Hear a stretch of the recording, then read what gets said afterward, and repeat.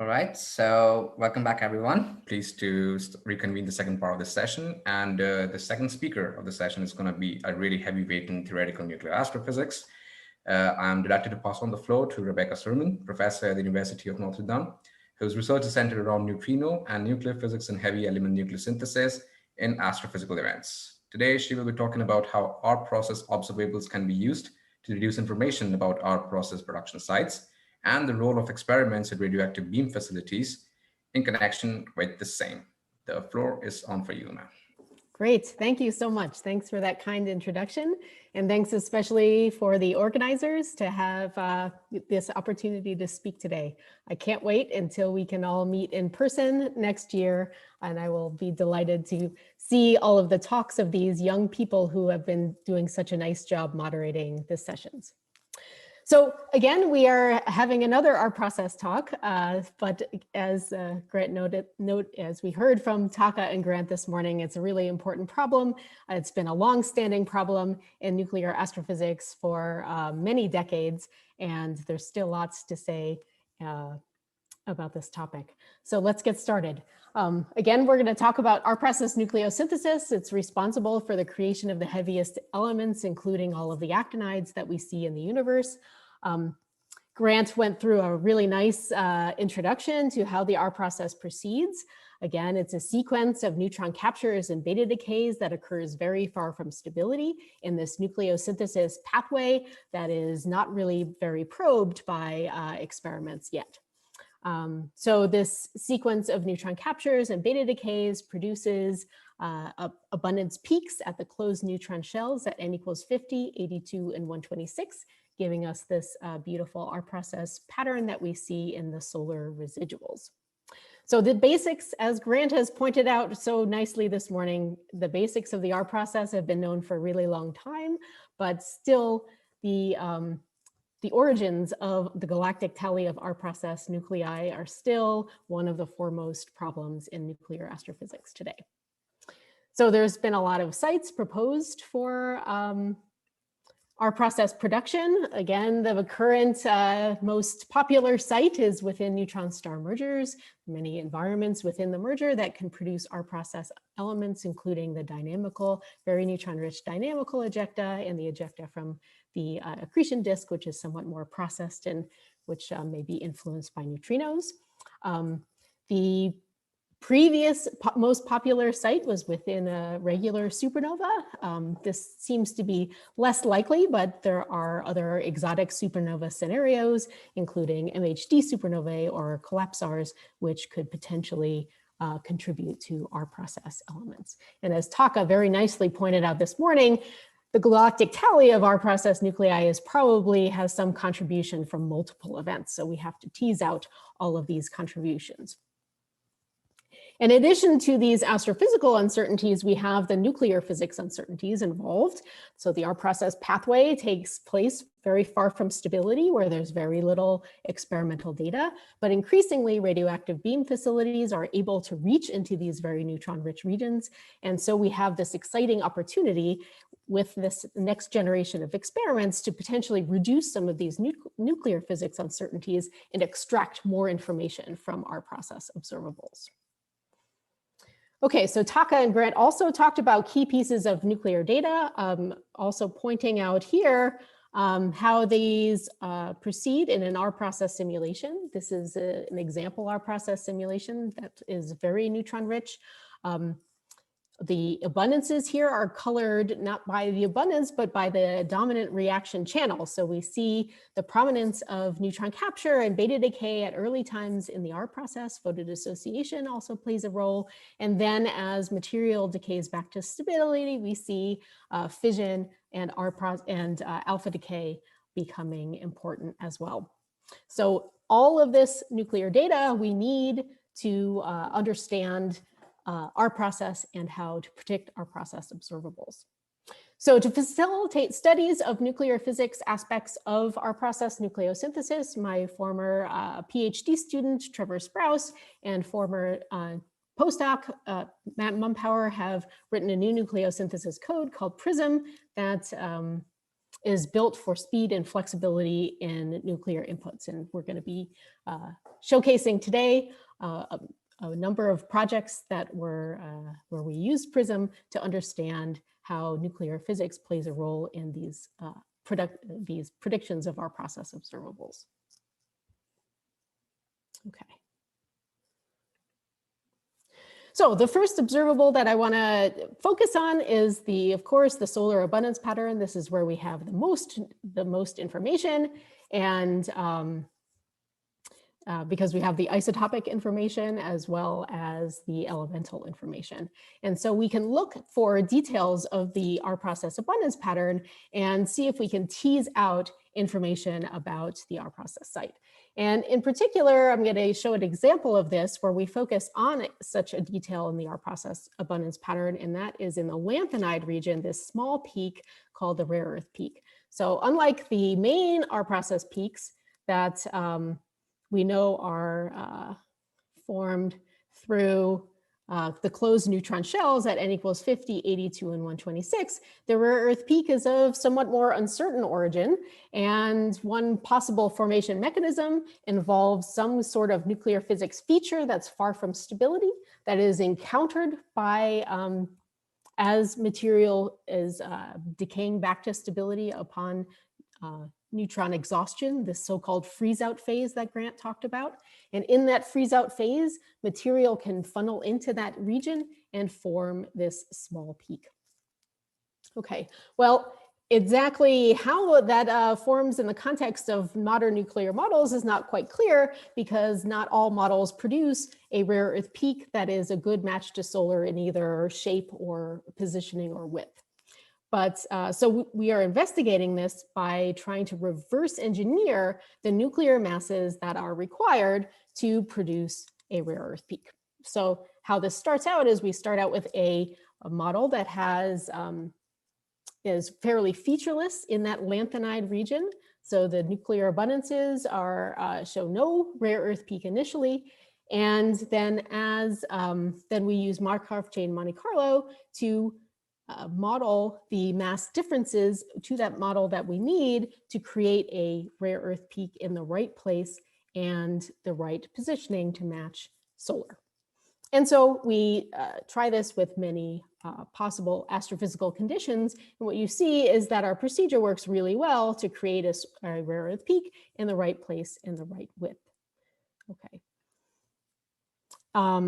But exactly how this peak is forming in different conditions is, well, again, depends on the conditions. So for a hot R process with an extended N-gamma, gamma, and equilibrium phase, the rare earth peak occurs or forms at late times in just about the right place. But in cold, very neutron-rich conditions, the peak actually forms to the left, and then late time neutron capture moves the peak to the right place at the end. So these different formation mechanisms suggest a different mass surface is required to produce the peak in each case. And indeed, this is what we see. So recently, Notre Dame postdoc Nicole Vache has come in, taken over the project, revamped all of the statistical methods, and has produced new predictions for the mass surfaces for a variety of astrophysical environments. Her first calculations are shown here for, again, an extended N-gamma, gamma-N equilibrium hot conditions that are similar to what you might expect from the ejecta, say, from a accretion disk after a neutron star merger. And the feature that forms the rare earth peak in this case is this dip at 104, which causes a pileup as, again, material is decaying towards stability. On top of these are mass predictions, which are the red bands. We see the latest measurements from the CPT collaboration at Argonne National Lab, and we see amazing consistency between these MASH measurements and the predicted mass surfaces of Nicole's calculations. Okay, so since that initial study, we have produced results for a variety of astrophysical conditions, and indeed what we see is that these very hot extended and gamma-gamma N equilibrium conditions suggest a mass surface that is the best match to available data. Other types of environments that have a more rapid drop in temperature and density, and such are colder freeze-out conditions, produce mass surfaces that are not a good match to the data. So these are intriguing initial results. Nicole is still working on situations where fission is involved, because fission can also, as we heard this morning, fission can also deposit into this region and influence potentially our predictions. So of course, we're focused on nuclear masses here, but other very important reaction channels, of course, are the half-lives and the neutron capture rates, because this peak formation is taking place in freeze-out when they're all different reaction channels are participating. Okay, so this is an example of how we can use the solar R-process abundance pattern. But of course, the solar pattern is a compilation of potentially many generations of stellar nucleosynthesis. So we can also learn a lot of information from more pristine examples, and that includes metal poor halo stars that are potentially polluted by only one or a few R-process events. If you notice, these we only have elemental information, as Taka pointed out this morning, for these stars, but still we get a lot of information from them, because we see that between the second and the third R-process peaks, the patterns are a very good match to solar, but there is some variation at the edges. Okay, I'm going to get rid of my laser pointer here. Okay, in particular, there is a notable variation in the actinides, uranium and thorium. So thorium is the easier one to observe, so we have the most data there. And there are a variety of thorium abundances compared to europium that are seen in this handful of stars. But of course, in the last number of years, the R-process Alliance has done a fantastic job in over doubling the number of R-process enhanced halo stars known. And this has been a fantastic opportunity to look for unique chemical signatures. And indeed, one of these chemical signatures is the potential boost or variation in thorium abundances compared to europium. So because thorium is radioactive, we can use it as a cosmochronometer, and comparing its abundance to europium, a stable element, we can try to date the stars that we see because of the thorium abundance. But of course, we have to assume some production ratio, which if we assume the solar ratio, we find that some stars actually have negative ages. They actually have so much thorium in them that if we assume a solar production ratio, then they would not have even been born yet. Obviously, that's unphysical. So we have to understand that there are a variety of production ratios possible, and can we tease that out? Can we find the source of this actinide boost? And also a related question is the actinide poor stars. This is a star from reticulum 2 where the thorium abundance is depressed. Okay, so this is all the thesis work of Erika Holmbeck, who graduated recently from Notre Dame and studied the production mechanisms of actinides in neutron star merger conditions. And indeed, she found that the dynamical ejecta of neutron star mergers is a fantastic place to build actinides. You, in fact, build so many actinides that raw, just dynamical ejecta actually makes too many, that there's no stars that have such enhanced thorium abundances. So even if neutron star mergers are the dominant R-process site, they have to have some additional nucleosynthetic component in that site that would dilute the actinides and enhance the lanthanides in comparison. So Erika built this actinide dilution model and found that a ratio of say accretion disk ejecta, which is more lanthanide than actinide rich, combined with the dynamical ejecta in kind of the ratios that we're seeing for the GW170817 kilonova do look like they would be a good match to halo star data. Okay, well, does this idea work more generally? Can we explain all of the actinide abundances with this type of model where we have very neutron-rich dynamical ejecta plus the less neutron-rich ejecta from the accretion disk? So Erica used her actinide production as a function of electron fraction to build up mass distributions of ejecta to see which matched the three ranges of actinide abundances in metal poor stars. And indeed, what she found is that this general picture works really well. All you need is a slight variation in the dynamical ejecta component to explain the whole range of actinide abundances that we see. Okay, so now we can take this a step further and say, okay, just from the actinide abundances that we observe in stars, can we reconstruct the masses of the neutron stars that were involved in the merger that created that R process enhancement? And this is Erica's latest work, where she takes the results of the latest hydrodynamical simulations of mergers along with her nucleosynthesis modeling to try to match the abundances of all of the stars that have thorium in them according to this model of merging neutron stars. And what she finds is that the range, she predicts this range of neutron star masses that seems to be a good match to observed neutron stars in our galaxy.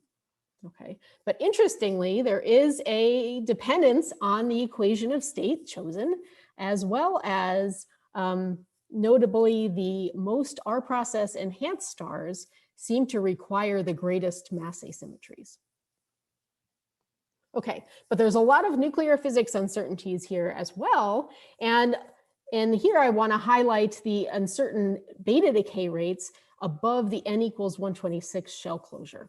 Okay, so the actinide production is very sensitive to the beta decay rates above n equals 126, and these are not known very well. The two most popular versions of beta decay rates that are used in our process modeling, they basically agree for most of the nuclear chart, except above 126, where they diverge by many orders of magnitude.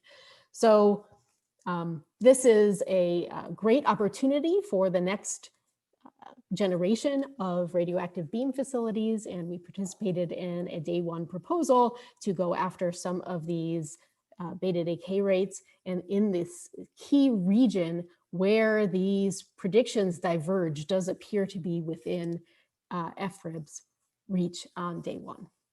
Okay, so this is exciting future work, hopefully. Okay, but abundance patterns are not our only R process observable that we can exploit to learn about the R process. So another is, of course, the radioactive signal that is produced from an R process event. The R process is creating tons of radioactive, highly radioactive nuclei. These will emit gamma rays. The gamma rays thermalize in the ejecta, and you end up with a kilonova, which is very much like the supernova, which is powered by radioactive decay of nickel. Here, of course, instead of having a solar mass of nickel, we have some hundredths of a solar mass of even more radioactive heavy nuclei, which means the kilonova is both shorter and dimmer than the supernova. But still, we can extract lots of great information from it, including estimates for the mass ejected, as well as rough ideas of composition. Okay, but other than a general extraction of these different parameters of the ejecta, we have to keep in mind there's lots of nuclear physics uncertainties in those estimates. So here is, I just want to highlight one plot from the work of Yonglin Zhu and Kelsey Lund at NC State University, who have taken a look at the nuclear physics of these kilonova signals. And here as an example plot, this is the same astrophysics in each of these lines, but we're doing the calculation with a different mass model. And you can see a large variation in the effective heating rates. So Kelsey this afternoon, a little bit later, will be talking about this work and we'll be highlighting the very key individual nuclei that are involved in these differences in heating rates. So please stick around to the end of next session to hear Kelsey's wonderful work on this topic. So right here, I want to highlight another potential electromagnetic signature, which is the gamma rays. So after the kilonova phase with the optically thick material, eventually the material will become optically thin and maybe some gamma rays could be out and observable. Okay, this would of course only occur for or only be observable on Earth if the event is pretty close by, so maybe not so likely, but it's important to be ready just in case. And from these gamma ray signals, we could potentially tease out individual nuclear abundances from the lines in the spectra, though of course the lines are heavily Doppler shifted and would have to be teased out.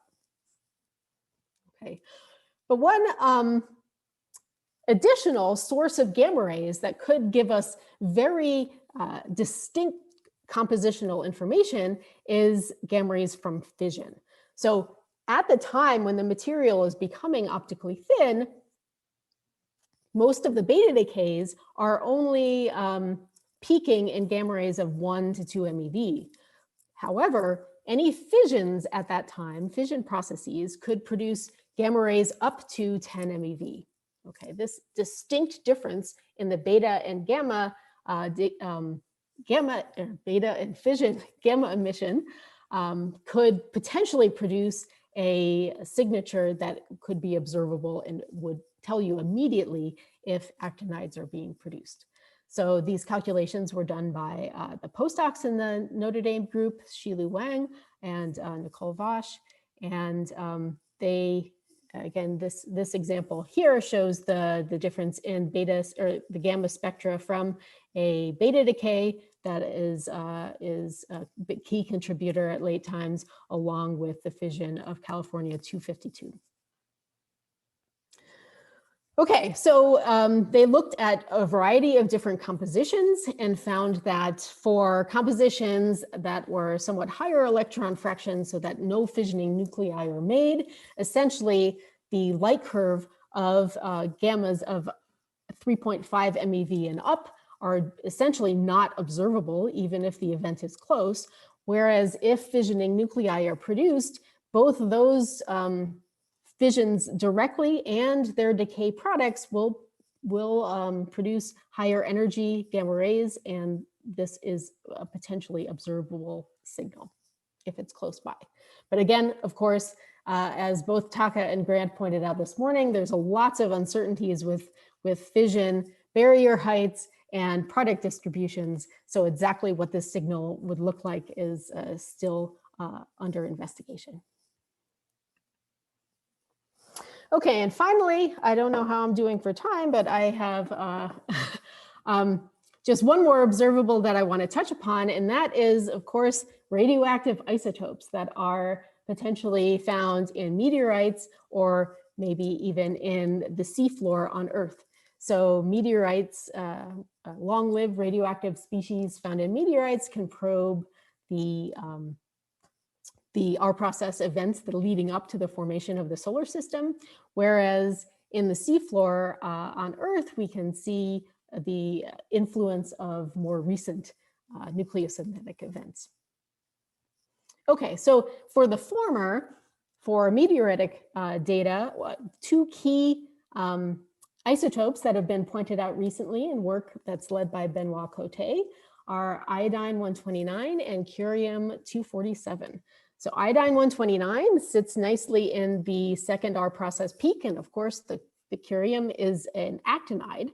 So potentially this could be an interesting probe of R-process conditions. What makes it even more exciting is the fact that their half-lives are very similar to one another. So the they are relatively insensitive to the number or timing of the R process events that have enriched the solar nebula. So in recent work, again, led by Benoit, they looked at, we looked at some, the different possible ratios of these two elements or these two isotopes in different scenarios, and indeed saw that the solar pattern is, or the solar observation is well matched by neutron star merger accretion disk ejecta, though there are large nuclear and astrophysical uncertainties in these estimates. And again, some discussion as to what exactly the solar ratio actually is. So this is an exciting additional avenue to getting at our process conditions. And finally, we have the exciting discovery by AMS groups, or there's been several AMS groups have found iron-60 in seafloor samples that suggest one or more, one or up to 4 recent supernovae have deposited that iron-60. And even more excitingly, there's a hint that there may be plutonium along with that iron-60 in the same crusts, though the time resolution of the plutonium is not quite as good as the iron-60. It's a lot harder to find. So what does this mean? What could, how could this be interpreted? Well, one interpretation, of course, is that this is a one-step process, that the iron-60 and the plutonium came to Earth together and deposited deposited in the seafloor at the same time. The other scenario is more of a two-step scenario where you have an older event that happens, that material is swept up by the supernova that produced the iron-60 and deposited into the seafloor. So in recent work led by Xilu Wang, we investigated these scenarios and found we agree with Wallner's suggestion that the most likely scenario probably is that a kilonova or a neutron star merger or some event that produced a copious amount of material of plutonium as an earlier event was then swept up by whatever produced the iron-60. You have 2 minutes, ma'am. Sorry. Okay, thanks. I'm almost done. Great. We can, a kind of smoking gun for this scenario would be to look for other live isotopes, especially isotopes with somewhat shorter half-lives than the plutonium. If it is indeed a two-step process, you could look for those isotopes in the same seafloor crusts. And if it's that two-step process where the plutonium is produced by an older event, all of those other radioactive isotopes would be essentially not observable through AMS, but a one-step process. Maybe the plutonium was somehow produced in a rare type of supernova that would be observable according to current AMS sensitivities. Okay, so this, again, all of this is obscured somewhat by the nuclear physics uncertainties as shown here, but it provides another very exciting avenue to probe recent nucleosynthetic events. Okay, so we have a wealth of our process information. Now we have a wealth of observables to choose from, and our ability to discern and tease information from those observables will be greatly enhanced in the next generation of radioactive beam facilities when we can start to reduce those nuclear physics uncertainties and tease out that astrophysical information. So thank you all for your kind attention, and I am happy to take questions. Thank you very much, Professor Solomon, for this really amazing talk, and a lot of information there to unroll, I suppose. So if there are any questions, please go ahead. I see there is a raised hand from Professor Carla. Please go ahead. I was actually only clapping, but since oh sorry, not the microphone. Thank you, Carla. That's very kind. Well, I suppose I should clap too. I mean, these symbols are really difficult to read on Zoom. I should send a review to the creators. Okay, so any further questions, claps, comments? If there are none at the moment, perhaps I could proceed with a question of my own. Okay. You said that we were looking for uncertainties in the nuclear physics part, especially in the actinides. So could you just please elaborate a little bit on which uncertainty is the most dominant, which you think that we need to unravel? Yeah, so if we go back to, sorry, just skip all the way forward. Anyway, this plot will do. You'll see that the region, so the light green is where we have experimental masses known. So all of the physics that's affecting the actinides really is unknown completely. So I've highlighted the beta decay because I feel like this is the beta decay half-lives are the kind of the easiest thing to measure once you discover an isotope. And they are so crucial to understanding how much material actually gets into that region and stays in that region.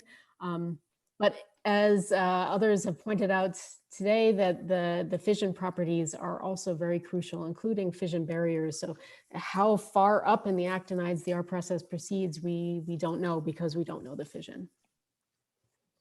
Thank you very much. I just have a further comment on that one. Is it also the same? Is it true also for the Lanthanide series that, or do you have more concrete information for the Lanthanides? Yeah, so lanthanides are much better known. So they are sitting kind of here. In fact, they're at kind of the edge of where neutron star or the radioactive beam facilities can really get to in the next generation. So this is why we're really excited about our rare earth peak work, because we have the capacity to, in the next generation, FRIB can actually get all the way out to like 108 in the samarium region. So this would be we would be able to map out that mass surface all the way far from stability. All right, thank you. And I suppose one final question that I really okay, thank you for your kind questions. The calculations that you have done for the lanthanides and the beta decay rates that you have considered in the calculations, these are terrestrial rates, or have you used any modified theories for taking into account the stellar atmosphere? Yeah, we actually haven't. That's right. So these are all non-temperature dependent rates. So that is something to look into, particularly because we found quite a bit of difference in our reverse engineering results when we incorporated the latest experimental data from RECAN. So clearly, beta decay rates are a very sensitive part of this overall picture, and that is an important component that we have not yet folded in. Thank you very much. That was really informative. Okay, and we have another question from Giuseppe Gabbia-Pisarto. Please go ahead. Okay, hi. It's just a curiosity. Can you go back to the seafloor analysis? Yeah, sure. I just want to ask you some details about the seafloor. Yeah, I know. I just did this so quickly. You could do an entire talk on this. Which no, of course. No, yes. Just some information about the deep and about the the location where you take the sample. Oh, this is not, the seafloor samples are not my work at all. This is the work of Tony Wallner and his group in Berlin, I think, who have done these amazing and groundbreaking measurements. And it is in a recent issue of Science. So I encourage you to take a look at that. Okay. Yeah. Thank you very much for the question. Thank you for the answer. Any further questions from anyone? Any general comments, discussion? Yes, perfect. So Takagachino, please go ahead. Yes, Rebecca, thank you for a nice talk. I have just one very simple question. Plutonium-244 and iron-60, that is the issue. Very interesting. But I myself think that any explosive object like supernova or kilonova can make plutonium very easily. But my question is about the Californium-252. In order to make gamma rays from Californium-252 or even heavier, probably the fission versus beta decay in the very neutron-rich region can compete. To make a scenario is to make a possibility is very, very important. But what kind of mass model, beta decay, and fission probability, that is one of the very critical issues. So yes, that's absolutely true. And in fact, we are currently working on making these predictions for a variety of mass models.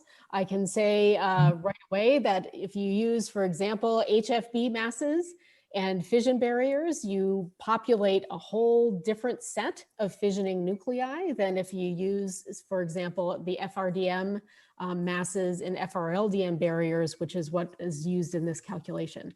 So indeed, exactly what that signal is going to look like will be different.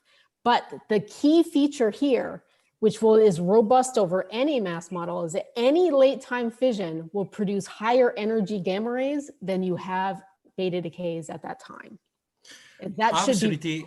Yes, absolutely, I agree. So what theoretical calculation can, do is to predict not only californium, but the other nuclear gamma rays, and then that would constrain the mass model of beta decay and so on, ideally. Right, so exactly. Ideally, you go on this line, okay. Yes, exactly. Just a general idea. But, yeah. Yes, Thank very you. interesting. Yes, thank you for that excellent observation, yes. Yeah, on these AMS measurements of iron 60 and 244, they're actually done. Yeah, Wallner is now in Dresden, but the measurement, to my knowledge, are done in Australia. Yes. And similar measurements were done in Munich by Sean Bishop. Great, thank you for that clarification.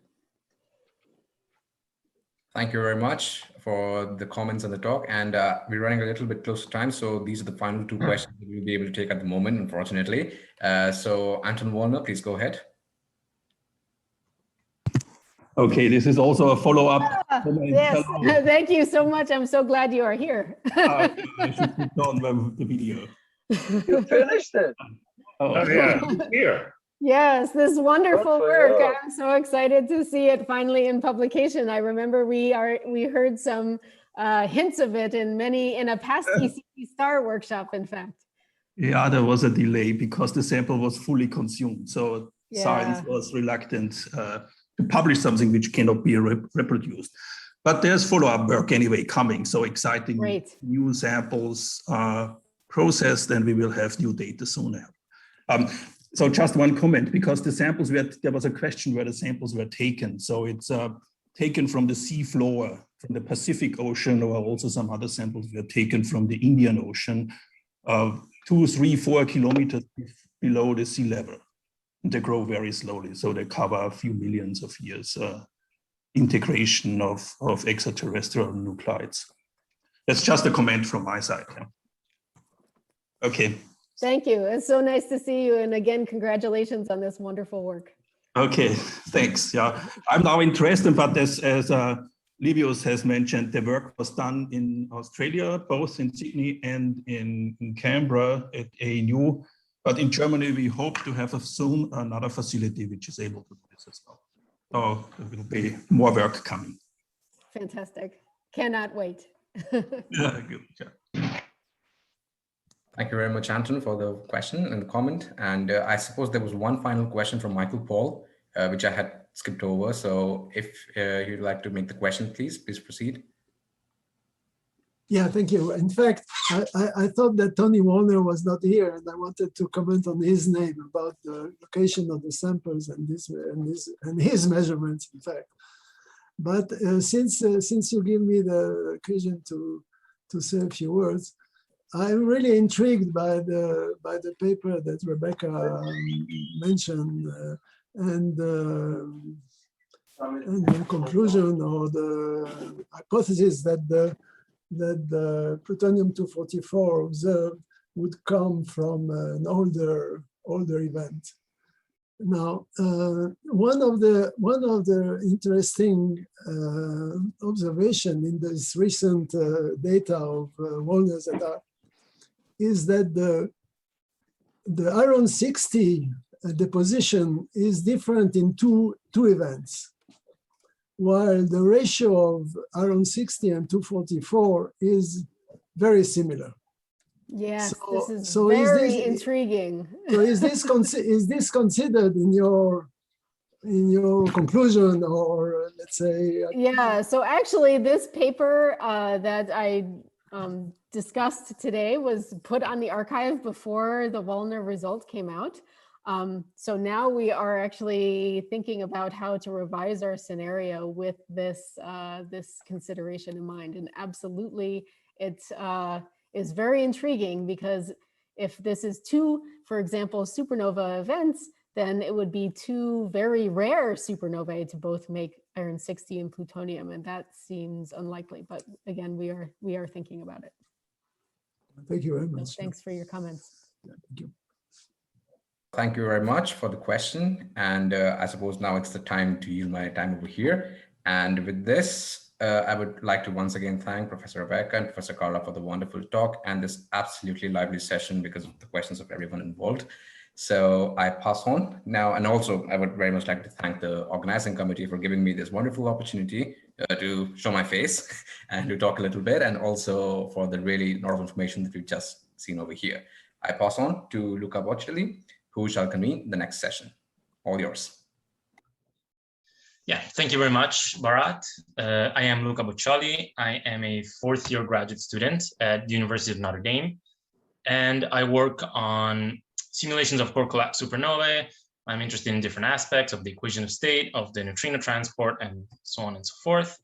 And today I'm chairing the last session of this very interesting two-day workshop, for which I would like to thank the organizers. And I would also like to thank them for giving me the opportunity of chairing this last session. And I would like to, this session will be about different aspects of astrophysical sources. Like in all the other sessions, I will give the speakers a 2-minute reminder when they have 2 minutes left. And for the audience, you can raise your hand at the end of the talk, and or you can also write a question in the chat, and I will read it to the speaker. And so we can start this session with Jorge Pereira, who is a researcher at the National Superconducting Cyclotron Laboratory at Michigan State University. You can feel free to start sharing your screen. His work ranges from theoretical to experimental studies of our process.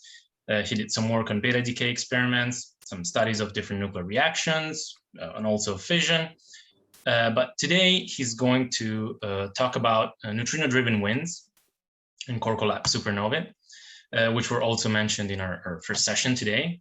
And he will tell us which heavy nuclei can be produced in such environments. So Jorge, please take it away. Good, thank you very thank you very much for this nice introduction. Can you hear me? Yes. Okay, perfect. So I'm going to share my screen, and I hope you can see it with no problem. Yeah, looks good. Perfect, excellent. So, well, thank you very much. As I said, of course, good afternoon to everybody. There is some jet lag here involved, so I don't know if you are morning, evening, or how many countries are connected here. But anyway, I appreciate the opportunity by the organizers to that offered me to show the results that we've been working on within the last years. So as you see from the title of my presentation, I'm going to talk about nucleosynthesis of light heavy elements in neutrino-driven winds, and in particular the role played by alpha end reactions, which is what you are interested in this workshop. So part of this work of this presentation summarizes the PhD thesis work by Julia Bliss from the University of Darmstadt. She graduated already a couple of years ago, and this paper summarized the big fraction of the work that she has done and that we all together participate. So I will start just saying that very interesting source of information for our process, and you all know this, comes from observations of element abundances in the so-called R2 stars. So these stars are characterized by 3 requirements in terms of their abundance ratios between different elements. First, they have to have low metallicities, meaning they are old. Second aspect, they must contain significant amounts of europium, meaning they are very rich in our process material. And third, they must have low content of some elements like barium, just to make sure that they are not polluted by S-process elements.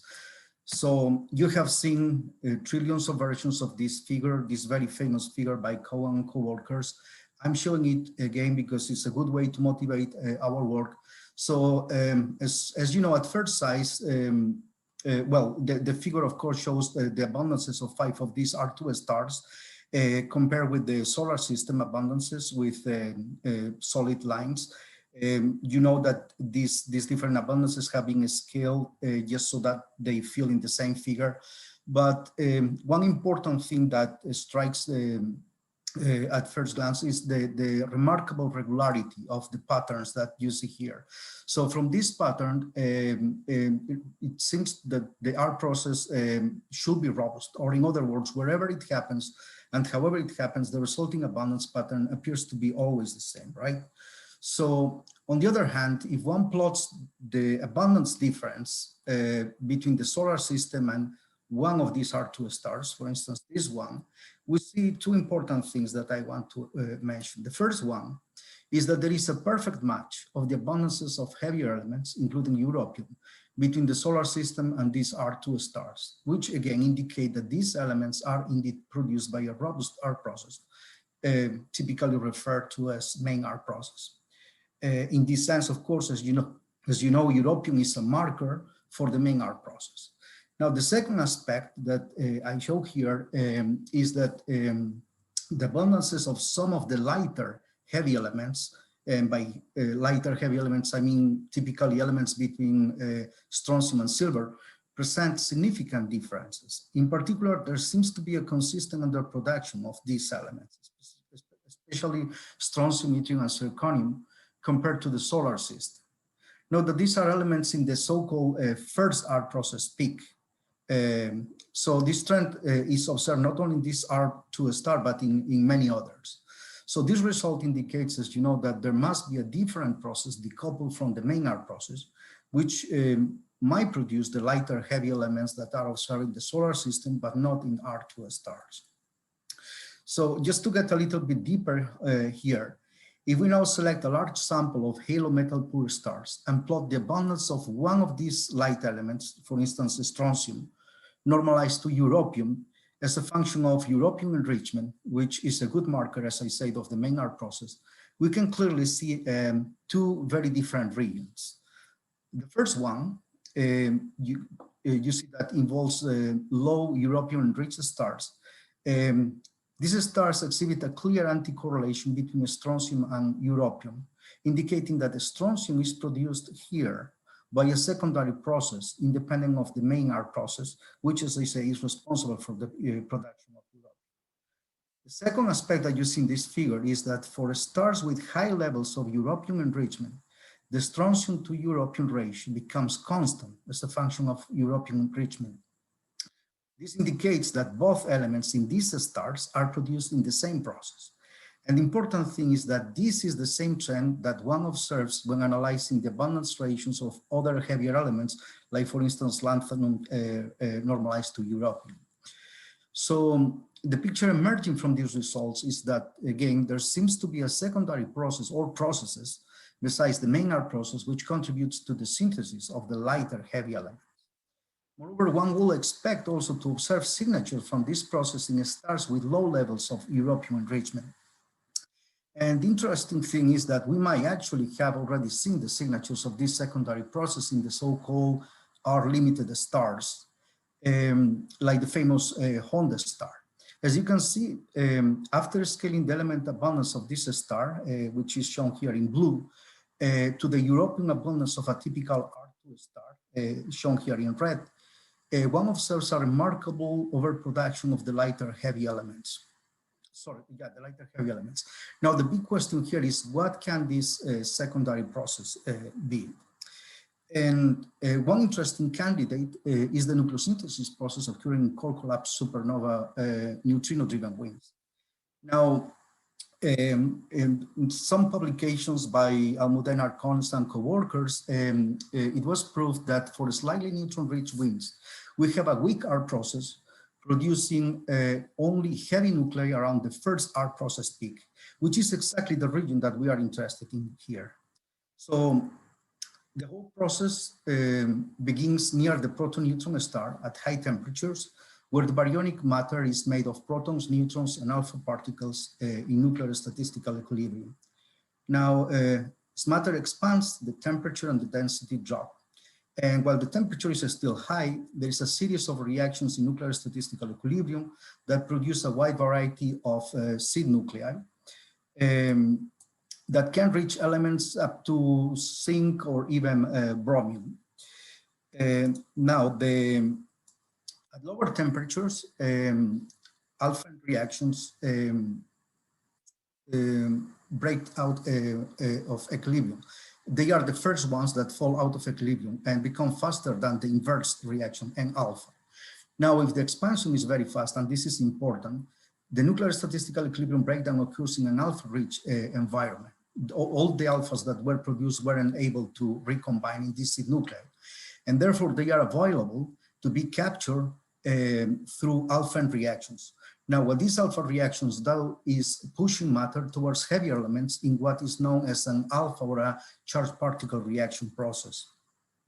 This freshly synthesized matter is also exposed to N-gamma and gamma-N reactions in equilibrium, which define the isotopic composition for each element. And finally, as the temperatures go down, typically below 1.5 gigakelvin, there is a freeze out of this alpha process, and the remaining matter goes through a series of beta decays and N-gamma gamma-N reactions. So one of the goals of the work that I'm showing here was to investigate the production of the lighter, heavier nuclei in this neutrino-driven wind scenario.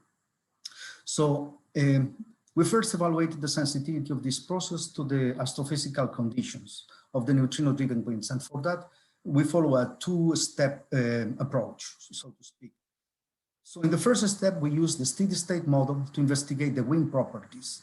The model, this model takes as input parameters the mass and radius of the proton-neutron star and the electron fraction, or neutron regions, which is related with the neutrino and antineutrino energies and luminosity. The model produces what we call the wind trajectories, which are characterized by the time evolution of the temperature, density, and the electron fraction. I want to mention that alternatively, these trajectories can also be given in terms of entropy, expansion time, and electron fraction. And here I show some examples of these trajectories, which were calculated using many different sets of proton-neutron stars, masses, radius, and electron fractions. Now, once we have these trajectories, in the second step of our method, we take these trajectories, and we use them in a network calculation to determine the nuclear abundances associated with the initial set of input parameters of the wind. So following this method, we selected a large number of different sets of electron fractions and proton-neutron star masses and radius. And for each one of them, I mean, they over this range, and for each one of these combinations, we calculated the corresponding network abundances. Now, from these results, from these studies, we found two very interesting results. The first one is that all of these almost 3,000 different calculated abundance distributions can be grouped in just 4 characteristic abundance patterns, which I show here. We labeled them as NSC1, 2, and CPR1 and 2. Now, the second important aspect here is that each of these 4 patterns are clearly correlated with the neutron to seed and the alpha to seed ratios of the neutrino winds. Examples of typical trajectories for each group can be found in this link over here. And without entering into much details, the most important aspect to mention here in this talk is that the group that we label as CPR2 has the largest neutron to seed and alpha to seed ratio. And as a consequence, this is the only group where you see significant productions of lighter, heavier nuclei between strontium and zirconium, which are the ones that we are interested in here. So to understand this, there are two factors here entering into this result. First, because the neutron to seed ratios are large, the seed nuclei produced during the nuclear statistic equilibrium stage are localized in the neutron-rich site with maximum productions in the n equal 50 closed shell for elements between typically selenium and krypton. Now, because the alpha to seed ratio is also large at the end of the nuclear statistical equilibrium, there are enough alpha particles that can be captured in alpha reactions and push these seed nuclei towards heavier elements across the n equal 50 closed shell. Now, these alpha n reactions combined with n gamma and gamma n reactions give rise to a successful alpha process producing large amounts of neutron-rich isotopes, which eventually beta decay to stability, leading to the final abundance pattern. This is somehow illustrated in this animation, which was done with the results from one of the network calculations. The process starts with the seed nuclei produced during the nuclear statistic equilibrium in this region. And as the temperature goes down, alpha n reactions push matter to heavier elements. There is also an n gamma n series of reactions in equilibrium. And eventually, when the temperature goes down, all matter beta decays back to stability. A remarkable aspect of this scenario is that under some astrophysical conditions, the final abundances can reproduce those observed in our limited stars, like the famous Honda star. So based on these results, it's obvious to expect that alpha n reactions will have a strong impact in this nucleosynthesis of this alpha process. Unfortunately, of all the nearly 900 alpha n reactions shown in this, entering in these networks, very few of them are non-experimental in the temperature region of interest for the alpha process, which covers anything between 1.5 and 5 gigakelvin. Therefore, we rely on reaction codes like the well-known TALIS or non-smoker to determine these rates. Now, important thing here is when we compare calculated rates with measured values at high energies, not so relevant for the alpha process, we see disagreements in the order of a factor of 5 to 10. On the other hand, at temperatures relevant for the alpha process, as I say, there are no data to compare, and therefore one needs to evaluate the theoretical uncertainty of these codes. So one of the steps in our study was to do a thorough investigation of the different sources of theoretical uncertainty of these calculated alpha n rates. So I don't want to go into much detail, but let me just give you the summary. So there are three main sources of uncertainty in these typical codes used to calculate alpha n reactions. First, there are uncertainties due to what we call the sources to determine the nuclear inputs, for instance, optical potentials, level densities, masses, etc. Second, there are uncertainties from what reaction mechanisms are considered. So most of these codes are based on the Hauser-Feshbach formalism to calculate the compound nucleus cross-section. However, as you know, there are other mechanisms that can also play a role, like pre-equilibrium or direct. And finally, a third important source of uncertainty concerns the technical aspects of these codes, in particular, the code algorithms used to solve the reaction equations. So our approach was to pick one representative case, for instance, the selenium-86 alpha n. We first calculated the rates of this reaction using the TALIS code and plugging different models to determine the nuclear inputs. In other words, different models to determine the alpha optical potentials, level densities, etc. And then we compare the results to see their differences. We also investigate the effects of the technical aspects of these codes by calculating this reaction rate using two different codes like TALIS and non-smoker using exactly the same nuclear inputs.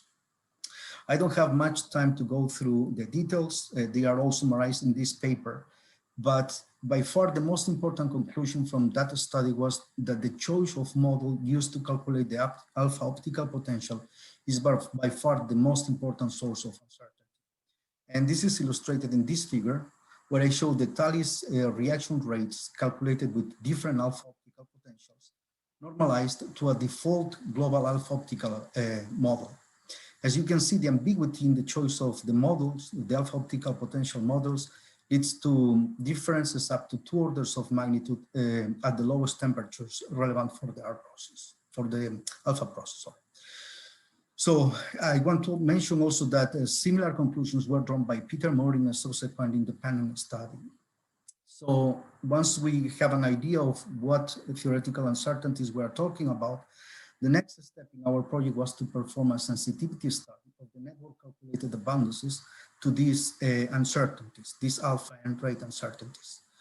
And we did this using a Monte Carlo sampling approach that I'm describing briefly here. So the first thing we did was we selected one of the many wind trajectories included in the CPR2 group discussed earlier. For instance, this one that I labeled here, number 6. Once we have this wind trajectory, we go for, and we, for each of the alpha and reaction rates in the network, we randomly selected a scaling factor, P, based on the theoretical uncertainty discussed in the previous slide. Then, once we have a different scaling factor for each of the nearly 900 alpha and reactions, we run the network to calculate all the abundances. And then we repeat this process 10,000 times. And this figure shows some results from these studies. It contains a lot of information that I'm gonna try to explain, so please don't get lost.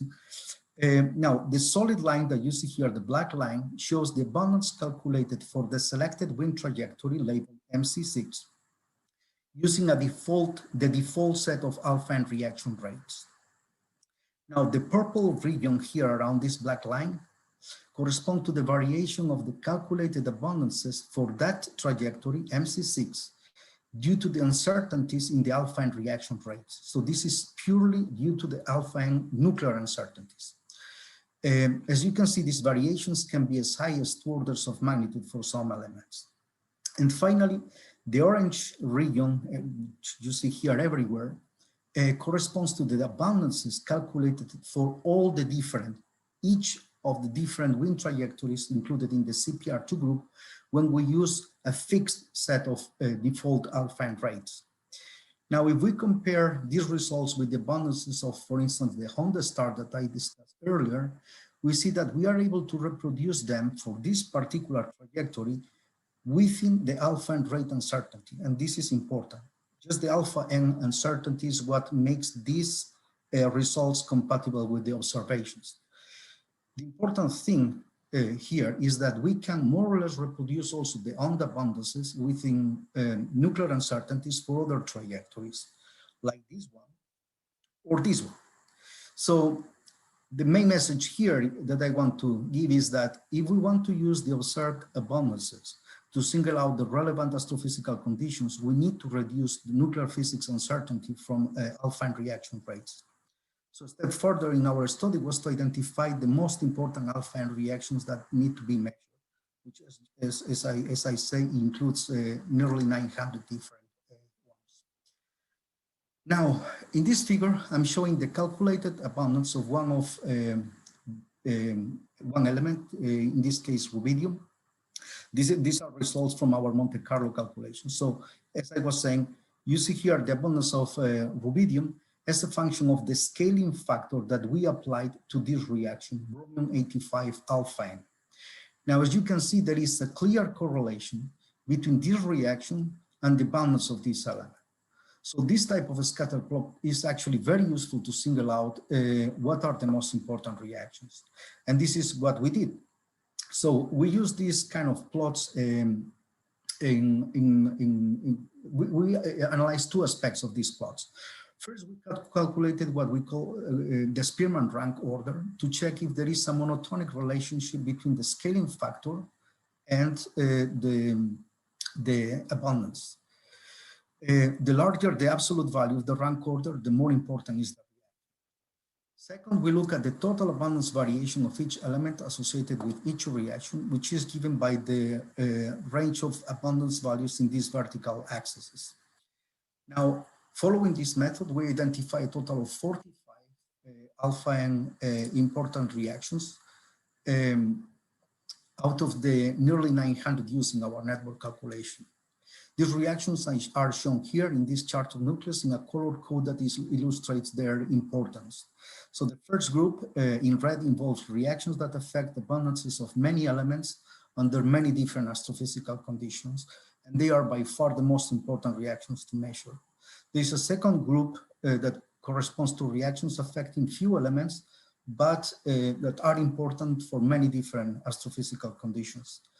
A third group involves reactions that affect many elements, but only are important only for very specific astrophysical conditions. And the final fourth group corresponds to reactions with a moderate importance, affecting few elements under very restrictive conditions. Now, the publication of these results has triggered an intense experimental effort by the community to determine these reactions.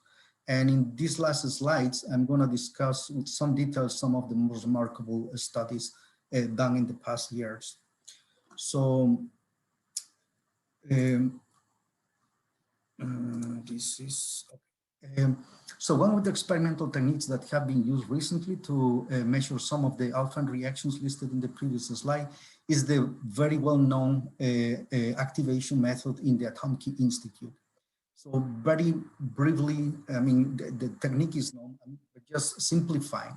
In the activation method, the target sample to be investigated is activated by radiating it with a high intense alpha beam at a given energy. And then the identification and counting of the reaction products are deduced by measuring the non-gamma decay transitions following their decay. The main advantage of this method is the high luminosities of the alpha beams, which provide huge statistics, meaning high quality data. And unfortunately, you have 2 minutes left. Thank you. Unfortunately, the technique is limited to stable beams, which, as you see in this figure, include few important cases. Now, in the last, in the last year, a couple of outstanding results from this collaboration were published, which I'm sharing here. The references are here. As you can see in the figure, the measured cross-sections for these two reactions include temperatures of interest for the alpha process. And for this particular reaction, zirconium-96, the authors were able to reduce the uncertainty in the S factor from about 2 orders of magnitude to about 30%, which is outstanding. Another interesting technique that has been used for the last years to measure these reactions involved neutron counter detectors like Habanero in the RIAS 3 facility that I'm showing here. As an example, we ran first experiment a few years ago to measure the alpha reaction of gallium-75. The beam was accelerating radiant energies between 2 and 4 MeV and impinged on a helium cell target located in the center of the detector. Neutrons were moderated in a polyethylene block and eventually detected by one of these proportional counters, helium-3 and barium-3 fluoride. The main goal of this experiment was to determine the alpha-1N and the alpha-2N exclusive cross-sections. And I just want to mention that this experiment was followed by another one to measure bromine-85, and the analyses are currently in progress. There is also a third type of experiment technique that has been used in the past 2 years, which involved active targets, like the music detector at Argonne. This is a drift chamber where the active gas acts also as a reaction target. And the advantage of this detector is that the segmentation of the anode shown here provides a way to separate the different channels, as is illustrated in this figure, where you can see the alpha N, alpha P, and the elastically scattered beam clearly separated. Now, one of the most attractive aspects of this detector, of course, is the large efficiency, which is close to 100%. And also the fact that since the alpha N reaction takes place as the beam slows down through the detector, it is possible to cover the entire excitation function with just one beam energy. There are some experiments that are planned for the near future. And just very quickly to go conclude, so there are some plans to run some experiments with the recall separators like SECAR, which are shown here. The main advantage of these separators is the extremely the extremely large acceptance and the rejection capabilities. So these acceptance make them optimum to explore alpha reactions. And there are some plans to run in a few months our first measurement to study the reaction krypton 86 alpha 1N and alpha 2M. So I know it's a lot of information, but I'm just showing here the conclusions, which I'm not going to read. They are there for you. And if you have any question, I'll be happy to answer. So thank you very much. Yeah, thank you. Thank you very much, Jorge, for a very nice talk. I will applaud virtually.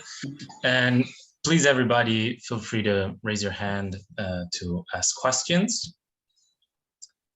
And I see Hesh has a question. Hello, Jorge. Very nice talk. I had a quick question about your strontium selenium 86 measurement with the optical models. I was wondering when you showed the different optical model parameters and how they affected the rate, do you know exactly which parameters on the potentials are actually majorly different between the few sets? Or if there's, in general, all of them are quite different from one another? There are like different groups. For instance, I mean, TALIS includes some of, the McFadden model. It includes also this global model, which varies in many of the parameters that you adjust, like the surface terms and the absorption term. Overall, I think that the differences are quite wide. You cannot just pinpoint, to one specific. And I know that there's been other studies done by Peter Muir, where he included even more optical models. So, yeah, that's pretty much all I can say. Okay, thank you so much. I was just curious. Sure. Okay, thank you. And then there's a question from Philip. Hi, can you hear me? Yes. Yes, great. I'm very interested in your alpha N measurements with the helium-3 counters, because you were saying about alpha 1N and alpha 2N, and historically the problem with the gamma-induced reactions has been the neutron multiplicity sorting, how many neutrons came out in the reaction, how likely you are to detect each one. Do you have a single high energy one or two low energy ones? So I was wondering how do you distinguish the 1N and 2N events? Do you just require seeing two neutrons, or is there some other trick as well? That actually is a very good question, and that also gives an explanation why the analysis is taking about 5 years. So it's an extremely complicated analysis. So pretty much is based on probabilistic, we calculate the likelihood. So we assume different scenarios and we assign different probabilities. And then we calculate the likelihood and we just run the calculations. So it's pretty much, like, I don't have the figure here, but like I said, it's pretty much the most challenging part of this analysis. And I will say that, I mean, it's an interesting technique. It was the one that we decided to use. It was available at that time. To measure exclusive cross-sections, it might not be the best one, exactly for the reasons that you just point out. Cool. I guess it's probably a question for Hesh, but how is music able to distinguish alpha 1N and alpha 2N? She can respond it. Yeah. No, not really. Okay. Yeah. So one way, I will add something here.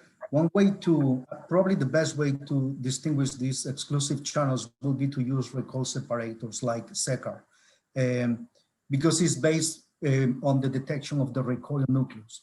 And actually, if you don't mind, I can go back to this slide. So the idea here is to tune SECAR on two different beams, strontium 89 and strontium 88.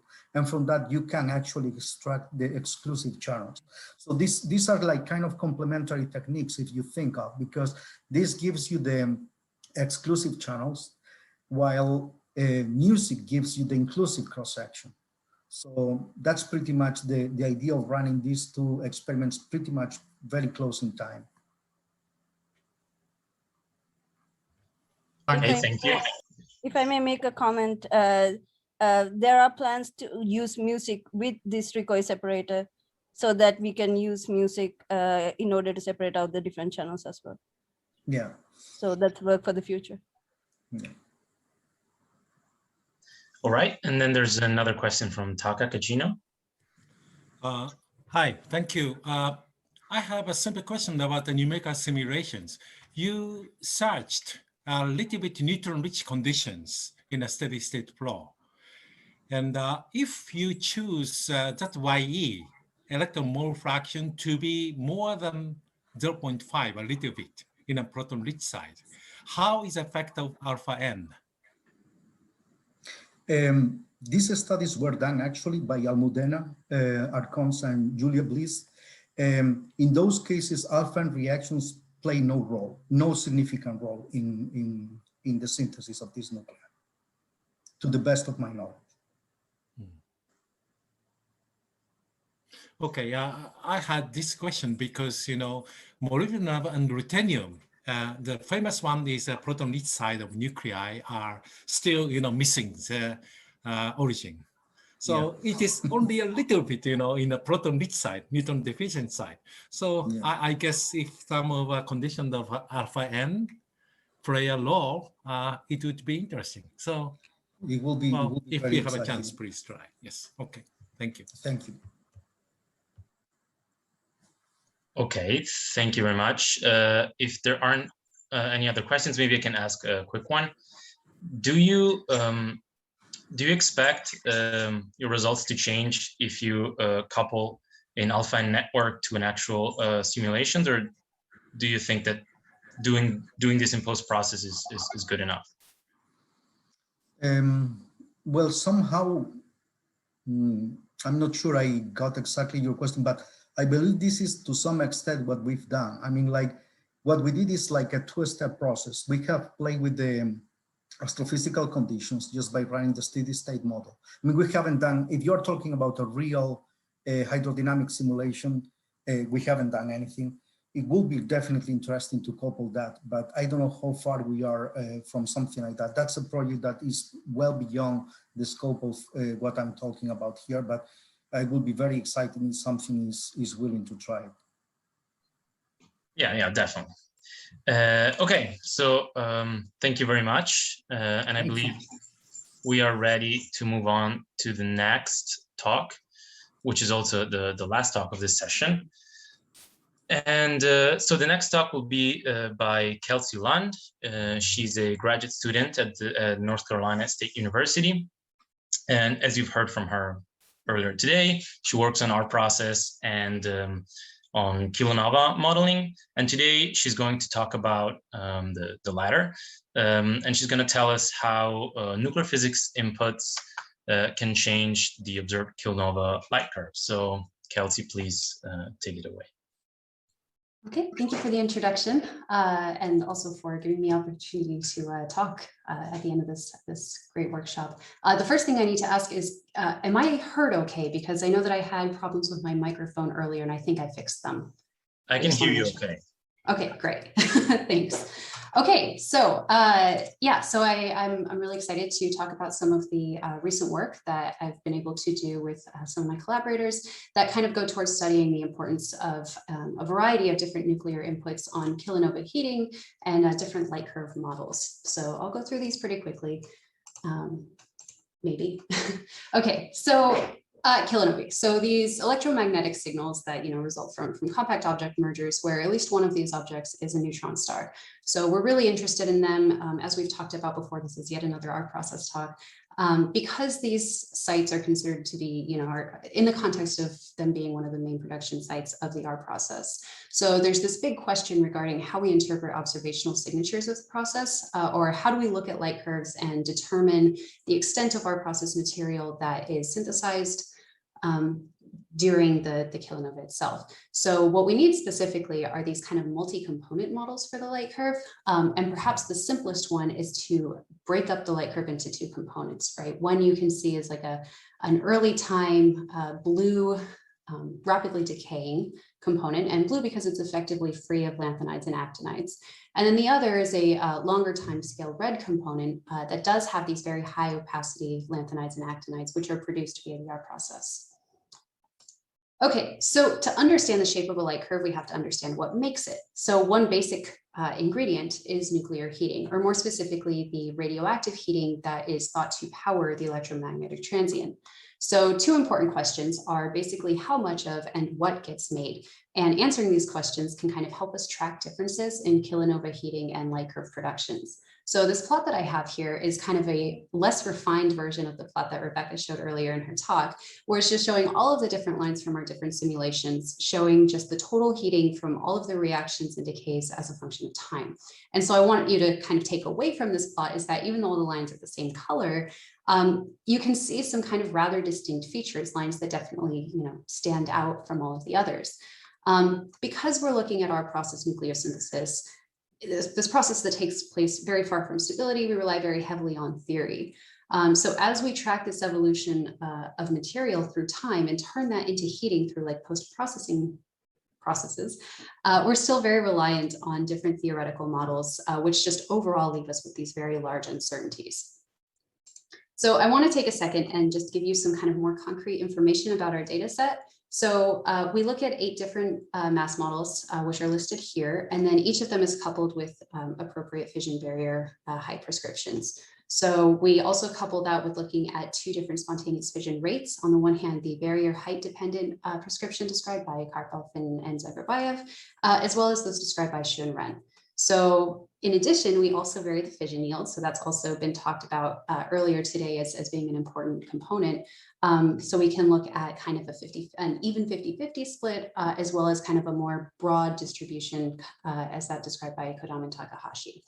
And then finally, PRISM, this very powerful code allows us to overwrite any theoretical information or data inputs with experimental data. And we do this wherever possible, so with any rates that we have. So overall, when we put all of these variables in together with the different astrophysical conditions, we get a total of 256 individual simulations. And that's what I'm comparing in this particular talk.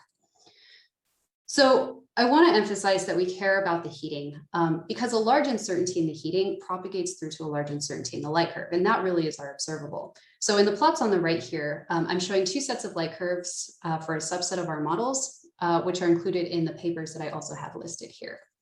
And basically the differences in the 2 plots correspond to how complex you make your thermalization models, which are a necessary component for taking heating and turning it into a light curve.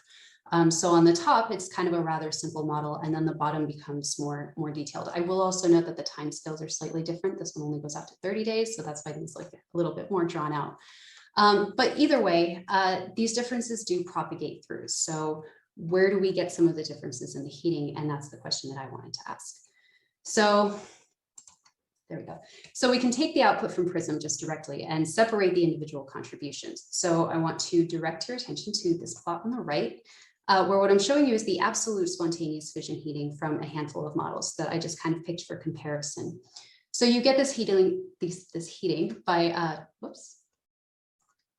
Different mouse. Okay, so you get this heating by coupling the change in abundance of material, or kind of the flow as a function of time, with the Q value of that particular decay. So immediately it's apparent that there are very large differences, not just in the magnitude of the contribution from spontaneous fission heating, but the shape of the curve as well. So we can use a plot like this to kind of pick out relevant timescales to look at a little bit more closely.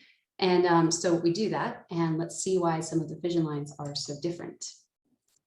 So an obvious, perhaps obvious place to look is at which nuclei are fissioning. So what I have here is basically a section of the chart of the nuclides, and it's showing the frequency out of all 256 simulations, and with which any given isotope is counted as being responsible for some or all of, because in some cases that does happen, 80% of the fission heating at 1 day post-merger. So the frequency color bar on the right here. So what's immediately apparent is this little purple square right here. is a more or less consistent contribution from californium-254, which decays on a timescale of about 60 days. So it being purple here means that in most of our simulations, even as early as 1 day, californium-254 was an important contributor to the spontaneous fission heating. However, you'll see there are a lot of yellow spots. And what these spots being yellow means is that these nuclei did not really show up too frequently, but when they did, they kind of took over the spontaneous fission heating, or were important spontaneous fission heaters. So the full table and kind of in which exact conditions they showed up, I will again direct you to our paper because we have the whole table there. But so what you'll notice really that's really interesting about where these nuclei lie is that they're kind of right on the edge of where there's evaluated data. So that's where these dots are. And then a red label indicates here that it's a specific isotope that is unmeasured or unevaluated at this point. So this is pretty exciting, as has been talked about in the context of upcoming accelerator experiments that are aimed at accessing these new regions of nuclear physics. So we can take this the same table and kind of drag it out to 8 days. So that's what I do here. It's the same layout as before, but the diversity of contributing isotopes has decreased rather dramatically, just down to 4. Then out again to 50 days, and now we're kind of on the time scale of the decay of californium. So that's really what's kind of dominating most of the spontaneous fission heating. I would also like to point out this guy right here, this Rutherfordium-269. In the models where it is present, its spontaneous fission half-life is expected to be about 59 days. So we kind of see this as like a potential competitor with californium. Okay, so something else that I wanted to briefly mention is that we can repeat basically the same exercise for alpha and beta decay, which are the other kind of 2 relevant processes that take place on timescales on the order of days or longer. So this is the same plot as I showed you before. I kind of have the spontaneous fission lines here just so you can see them for reference. But I also show the alpha and beta decay lines as solid and dashed or dash dotted. Yeah. So we do see some variety in the beta decay, but really not too much. The difference is most striking in the alpha decay because you see quite a lot of variety. So that's something that is kind of interesting to look at more closely as well. So just very briefly, I want to show you this little movie. It kind of loops around where it shows you the same thing as the spontaneous fission table, the section of the chart of the nuclides, but this time it's doing the same kind of frequency analysis, but with the alpha decay heaters. And what I've highlighted up here is this region where you see a lot of competition from spontaneous fission. And what I mean by competition from spontaneous fission is just because of where this section is on the chart of the nuclides, you have one isotope that could be alpha decaying, and then its immediate neighbor might be undergoing spontaneous fission. And so those are kind of competing in how they're contributing to the heating. And I have the list of all of the isotopes that show up right here. So, okay, this was pretty quick. So with that, I can conclude right here that basically what we show is that changes in theoretical nuclear inputs have the potential to propagate through and cause potentially very large uncertainties in the kilonova heating, which then affects the shape and magnitude of the light curve. So I've given you a few key isotopes in the context in which the general context in which they might be important. So I would thank you for your attention, and I'll just leave this slide up to thank everybody and my collaborators, as well as the different organizations that kind of made this work possible, and can take any questions. All right, thank you very much for a very nice talk, and we are ready for questions. So while we wait for questions to come in, maybe I can ask one. You mentioned the opacities of the lanthanides briefly at the beginning. How much do you expect the uncertainties on the opacities? Like how large are they with respect to, for example, the uncertainties you mentioned on mass models and fission yield and so on and so forth? So I think that comes down more to the atomic data that's used. I do admit that's not really my area of expertise. I think that the kind of thermalization models and everything that's done for the light curves, I mean, that's kind of what I'm showing in this comparison here, right, is that you can modify that, and you can use more detailed opacity tables, and you see differences in the in the light curves themselves. Specifically for these plots, I believe that it's not just the heating, but it's also a composition dependent opacity that is being calculated. So the person who actually made these light curves, had a much more detailed calculation that was dependent on what the material was actually made of at each time. So yes, I would expect that there would be a difference. I just can't quantify exactly how much of a difference it makes. I just do know it is important. Okay, thank you very much. Okay, we do have some questions. Gabriel, go ahead. Thanks, Kelsey, for the very nice talk. I think in your talk you put emphasis in spontaneous fission. What about beta delay fission? Do you find that this is irrelevant at this time scales for the kilonova? For the most part, yes. So at the time scales that I'm looking at, which are definitely on the order of past, a day and more, what dominates in terms of fission is definitely the spontaneous fission. I think you see more beta delay fission effects earlier in time.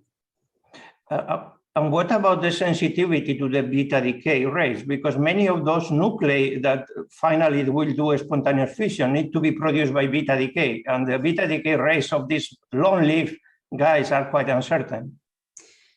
Yes, yeah. So actually, you do see some differences in the beta decay heating that comes from just different models. No, this is not what I mean. What I mean is that in order to populate those nuclei that finally fission, the parents need to beta decay, and they may have very long lifetimes. Yes, so you do see. I think we do use differences in the beta decay rates are fairly, if I remember correctly, I think we only used one set of beta decay rates, but they're calculated based on the separation energies from the different mass models. So we do have, so each of the different, colored lines here, there are some differences in the beta decay rates, just broadly speaking, right? So it's not specifically the long-lived ones or specifically the short-lived ones, it's just all of them that are included in that model subset. And so you do see some differences. I think one of the kind of key takeaways, or one of the things that we actually kind of explored in this paper was when spontaneous fission overpowered beta decay, that you kind of get some really interesting effects that go on there. But yes, actually, the question of how important the beta decay rates are is actually something that is very interesting. Okay, so the next question is from Grant. Well, just a simple comment and question. It's nice to see Californium come back in, because the original B²FH paper pointed out that Californium might be important if it formed heavy element nucleosynthesis, so it's good to see that vindicated. I was just wondering why Californium 252 didn't contribute. Is that just the lifetime is too long? I don't remember it really coming. It might have come up a couple times. I think that it's just because the heating. So it's not that Californium 252 didn't show up. It's just what I show in these kind of plots is kind of when they were accounted for most of the heating, right, at that time. So if it was kind of just below, some being important, it wouldn't have shown up in this kind of analysis, this statistical analysis. But I do remember it coming up a couple times in some contexts that were important, but I think it got kind of overshadowed by some of the other things that were going on. Okay, very interesting. Thank you. Okay, and then we have our last question from Taka Kajino. Hi, very interesting talk. Generally speaking, a mass model controls every fission product, but also the trajectories of kilonova and others also may make an effect. So how uncertain could you say, coming from the trajectories of kilonova and others? Yeah, so actually, one of the things that I kind of didn't really emphasize here in this talk is that we do look at a variety of kind of astrophysical trajectories. One broad way of describing the trajectories that we kind of put everything into is by the YE. So we go everywhere from 0.02 initial YE all the way up to 0.28. In some cases, I think we even go a little bit further than that. And each of the trajectories, I believe, is calculated depending on the mass model that we use. So we do use a variety of different astrophysical trajectories. But yeah, it is true that the emphasis of this was kind of more on the nuclear physics uncertainties. But I think that in that context, they kind of all go together, right? So we changed the mass model. And so we're kind of changing the trajectory, and we're also changing all of the nuclear physics inputs that go into that. So it is true that I wouldn't immediately be able to say kind of where exactly the differences, are most potent, except for just kind of like one model might predict something to alpha decay, and then in another it predicts it to fission. And so in a fission, you're getting a bunch more energy and on a much shorter time scale. And so that's going to show up, very early in the light curve versus very late in the light curve, where it's not really important at all. So yes, that is an interesting question, and it does bear some emphasis on how our simulations turn out. Thank you. Thank you. Okay, I believe that was our last question. So I would like to thank the two speakers of this session for two very interesting talks. And I would like to encourage you to stay on for final remarks that will be given after the session's over. And to conclude the session, I would just like to thank the speakers of this session and the speakers of all the sessions we had. And I would like to thank the organizers. I believe I talk on behalf of everybody when I say that this was a very interesting two-day workshop. And so, yeah, thank you everybody for attending. And I will give the ball back to the organizers. So thanks, Luca. Well done, very good work. So I don't know if we have some general comment, other further questions. We have a few more minutes for that. I mean, some general remark. Otherwise, I ask everybody to turn on the camera to make our picture, our workshop picture. So guys, I think I will share my screen in a second. I want just to say that we had a very exciting today online workshop. And I thank again the speakers and the moderators for their wonderful contribution and participants for the exciting discussion. Of course, this was just a Keep Alive event, and we are really looking forward to meeting you in Trento next year. And for that, I would like to share the list of the speakers that accepted our invitation to take part in the 2020 workshop, and I hope they can confirm their presence. Just a second.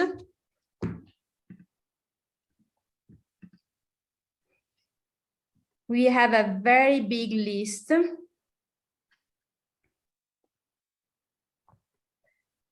Okay, and then